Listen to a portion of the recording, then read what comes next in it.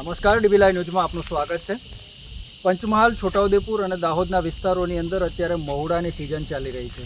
મહુડા એટલે આદિવાસી વિસ્તાર માટે એક પ્રકારનું કહેવા જઈએ તો એને શું કહી શકાય કે ખૂબ જ કમાઉ દીકરા જેવો વૃક્ષ છે અને કામધેનુ જેવી જે કલ્પવૃક્ષ સમાન માનવામાં આવે છે।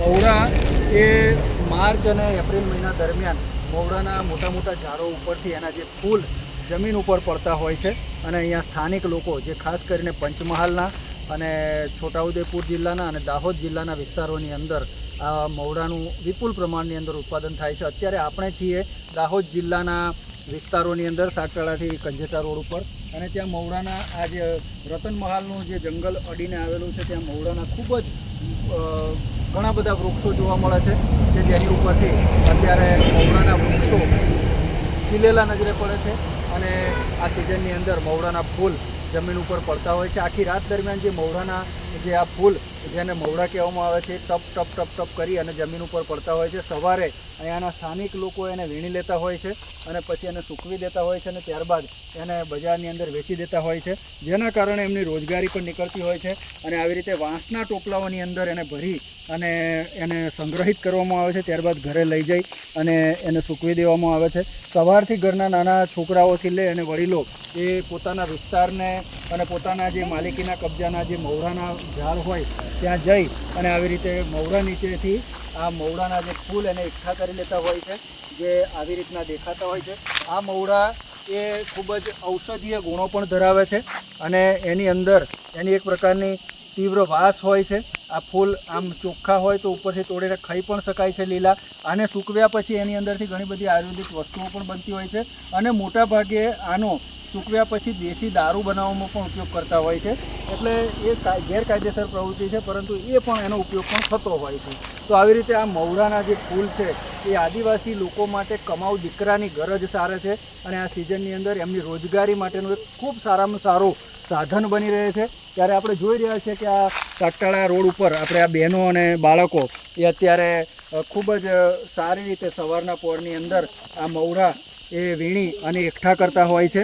શું નામ બેટા તારું? શું નામ? હેમાંગીની। તો આ નાના નાના બાળકો પણ એ બાળકો કુતૂહલવશ એમને એક પ્રકારની નવાઈ હોય છે એટલે વીણતા હોય છે, પણ ઘરના વડીલો સાથે માતા પિતા સાથે બાળકો પણ જંગલની અંદર આવતા હોય છે। આ વિસ્તાર ઉપર જો દ્રષ્ટિ કરીએ તો આખો વિસ્તાર એ મહુડાનું જંગલ છે। આ જંગલની અંદર સાગ સીસમ બહુ ઓછા જોવા મળે છે પણ મહુડા અને વાંસનું પ્રમાણ વધારે છે અને રીંછનો વિસ્તાર છે આ, બરાબર ને? અહીંયા રીંછ જોવા મળે ને? આ કયું ગામ લાગે? આમ માંડવ ગામ લાગે છે અને અહીંયાથી 4-5 કિલોમીટર દૂર ફાંગિયા છે, ત્યારબાદ પેલી બાજુ કેવડી જે ફોરેસ્ટ ડિપાર્ટમેન્ટનું આખો એરિયા આવેલો છે। આવી રીતે આ જે આખો વિસ્તાર છે રતનમાલનું અભયારણ્યનો વિસ્તાર કહેવાય છે। રીંછ અને દીપડાઓ માટે આ સુરક્ષિત વિસ્તાર છે અને ખાસ કરીને રીંછનો વિસ્તાર છે। રીંછને વાંસના જે કૂણા કૂપળો છે એ બહુ પ્રમાણમાં ભાવતા હોય છે, એટલે આ વિસ્તારની અંદર રાત્રિના સમયે વહેલી સવારે રીંછ પણ જોવા મળતા હોય છે, પરંતુ અહીંયાના સ્થાનિક લોકો આદિવાસી લોકો આપણે જે જોઈ રહ્યા છીએ કે આ મહુડાના વૃક્ષ ઉપરથી મહુડા પડવાની શરૂઆત થઈ ગઈ છે અને હજી પણ 15 દિવસ સુધી આ સિઝન ચાલશે। એ દરમિયાન આ રીતે મહુડા એ ખૂબ જ મોટી સંખ્યાની અંદર મોટા પ્રમાણની અંદર એકઠા કરવામાં આવે છે। આ મહુડા તમે વેચો કઈ જગ્યાએ? બારિયા। તો કેટલા રૂપિયા મળે ભાવ? પણ ભાવ કેટલો મળે આમ દર વખતે અંદાજે? મણનો 20 કિલોના ને? એટલે 20 કિલોના 500 રૂપિયા જેવા, એટલે કે 25 રૂપિયા કિલો। એ સૂકવ્યા પછી જ ને કે લીલા લઈ લે? બરાબર છે। તો બીજો કોઈ ઉપયોગ તમે ઘરમાં કશું કરો આનો? બરાબર છે। એટલે વન વિભાગ દ્વારા નિગમ દ્વારા પણ આની ખરીદી કરવામાં આવતી હોય છે અને નિગમ દ્વારા પણ આ જે વન્ય પેદાશ એક પ્રકારની છે એટલે નિગમ દ્વારા પણ એની ખરીદી કરવામાં આવતી હોય છે અને સારામાં સારો ભાવ પણ મળતો હોય છે, પણ સ્થાનિક લોકો એને બજારની અંદર પણ વેચી દેતા હોય છે અને બજારની અંદર 500 થી 600 રૂપિયે 20 કિલો એટલે કે 25 થી 30 રૂપિયા કિલોના ભાવે આ મહુડા વેચાતા હોય છે। અને મહુડા આવી રીતે આ ટોપલીની અંદર ભરવામાં આવે છે। આ ટોપલી આપણે જોઈ રહ્યા છીએ કે જેની અંદર આ મહુડાને ભરી અને આ રીતે એકત્રિત કરવામાં આવે છે, પછી એને સૂકવી દેવામાં આવે છે। એને સૂકવ્યા પછી એને બજારની અંદર વેચવામાં આવે છે અને આખું વર્ષ દરમિયાન આમ કહેવા જઈએ તો આદિવાસી લોકો એની સૂકી દ્રાક્ષ પણ કહી શકાય આને, ક્રિસમિસ જેવું થઈ જતું હોય છે, સુકાયા પછી એ દ્રાક્ષ જેવું જ લાગતું હોય છે અને એની મીઠાશ પણ ઘણી હોય છે. આવી રીતે જે આ છે એ આપણે જોવા જઈએ તો દ્રાક્ષ જેવું જ દેખાય છે અને ખાવામાં પણ એનો ઉપયોગ થઈ શકે છે. ઘણા બધા ઔષધીય ગુણો પણ ધરાવે છે.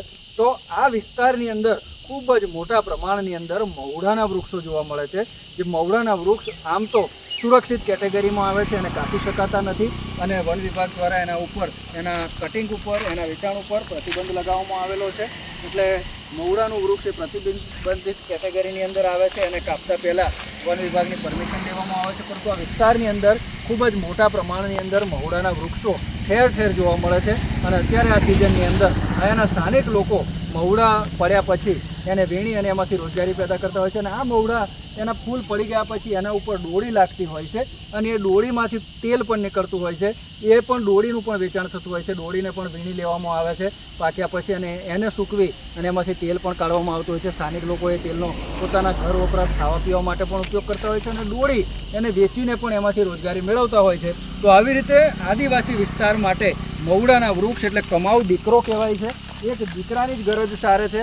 આવી રીતે આ વિસ્તારની અંદર અત્યારે આપણે આ માંડવ ગામની અંદર છીએ. રતનમાલને અડીને આવેલું આ જંગલ છે જેની અંદર ખૂબ જ મોટી સંખ્યાની અંદર આપણને આ મહુડાના વૃક્ષો જોવા મળે છે અને મહુડાના વૃક્ષ વિશે ઘણી બધી માહિતીઓ તમને ગૂગલ ઉપરથી પણ મળી રહેશે અને અમારા લક્ષ્મણભાઈ રાઠવા એના પંચમહાલ પ્રદેશના ભૂમિયાના ફેસબુક પેજ ઉપરથી પણ તમને મહુડાના ફૂલ વિશે ઘણી બધી માહિતી મળશે. તો તમને આ વિડીયો કેવો લાગ્યો છે એ કોમેન્ટમાં જરૂરથી જણાવજો. ડીબી લાઈવ ઘોઘંબા ચેનલને જો સબસ્ક્રાઈબ ન કરી હોય તો જરૂરથી કરી લેજો અને આપ જોતા રહો લક્ષ્મણ રાઠવા સાથે dB live news. Devgadh Bariya.